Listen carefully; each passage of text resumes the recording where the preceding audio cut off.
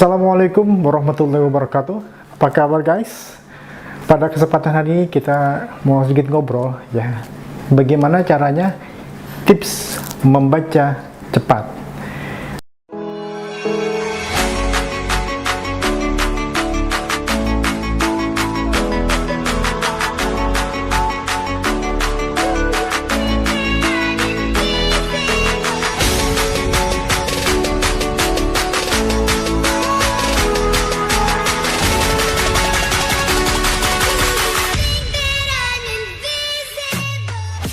Sebagai seorang pelajar, siswa atau mahasiswa ya, kita diwajibkan untuk membaca. Untuk apa? Agar kita bisa mengikuti semua mata pelajaran atau mata kuliah yang diajarkan oleh guru dan dosen kita. Begitu menjadi seorang penulis ya. Menjadi seorang penulis, Anda pun harus banyak membaca. Ketika Anda banyak, Anda begitu banyak referensi-referensinya yang kemudian nanti Anda bisa mengurai ya, seperti air sungai yang mengalir ya, tulisan-tulisan Anda ya. Nah, oleh sebab itu ya, saya ingin sedikit berbagi tentang bagaimana tips ya membaca cepat.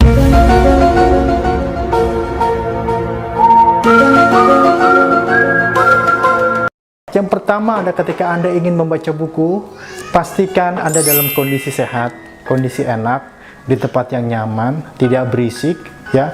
Kalaupun Anda ingin mendengarkan musik, saran saya jangan musik-musik yang mempunyai syair, tapi cukup instrumen saja musiknya ya. Khawatir nanti juga instrumen yang terlalu menyayat hati, Anda juga cepat tidur gitu ya. Nah, ini kan repot juga ya. Nah, berarti Anda pastikan ketika Anda tidak nyaman semua itu, ya Anda membaca dalam kondisi yang enak, dalam kondisi yang tenang, dan konsentrasi tentunya, fokus. Yang kedua apa?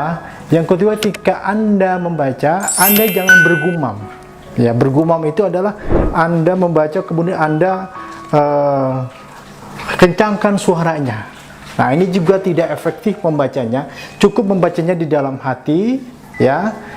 Ya, kita baca sehingga itu akan pola cepat membaca itu akan lebih baik. Kemudian juga ada fiksasi. Fiksasi itu Anda tidak membaca lambat atau satu kata, ya, tetapi Anda membaca beberapa kata, ya. Jadi ketika kita membaca, maka usahakan kita bisa membaca 2 atau 3 kata, ya.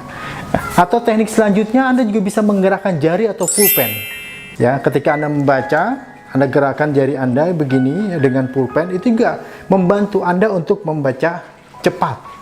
Ya, khawatir kalau Anda membaca dengan sangat lambat itu nanti ya Anda tidak tahu informasi apa selanjutnya, tiba-tiba mood tidak datang, maka nggak selesai itu buku ya. Nah, kemudian apa lagi? Kemudian ada yang namanya ya skimming dan scanning. Apa itu skimming?